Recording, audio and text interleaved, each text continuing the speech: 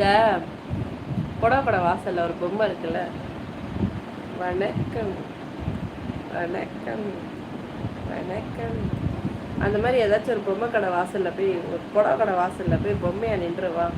Daily ஒரு புடவை கட்டி விடுவாங்க. வாங்க உள்ளே வாங்க உள்ளே வாங்க உள்ளே வாங்க. எதுக்கு நம்ம ஏதாச்சும் ஒரு புடவைக்குள்ள போய் நிற்கணும்? நம்மளே ஒரு கடை வைப்போம், நம்ம கடையிலே நம்ம பொம்மை மாதிரி புடவை கட்டிட்டு. ஆல்ரெடி எனக்கு ஒரு பேர் இருக்குது. எனக்கு வந்து என்ன சொல்லுவாங்க, எல்லாரும் பொம்மைன்னு சொல்லுவாங்க. ஏன்னா நான் வந்து புடவைலாம் கட்டிட்டு பொம்மை மாதிரி வீடியோ பண்ணுவேன். அதனால் என்னை வந்து பொம்மைன்னு கூப்பிடுவாங்க. அதனால் வந்துட்டு நம்மளே ஒரு கடையை வச்சுட்டு நம்ம கடையிலேயே நம்ம அழகாக டெய்லி ஒரு சாரீ புதுசு புதுசாக கட்டிட்டு, இந்த சாரீ வேணுமா வாட்ஸ்அப் வந்துடுங்க அப்படின்னு கட்டி ஒரு 4 வீடியோ போட்டுட்டு அப்படியே லைவை போட்டுட்டு நம்மளே நம்ம கண்ணில் பொம்மை மாதிரி நிற்கலாமே.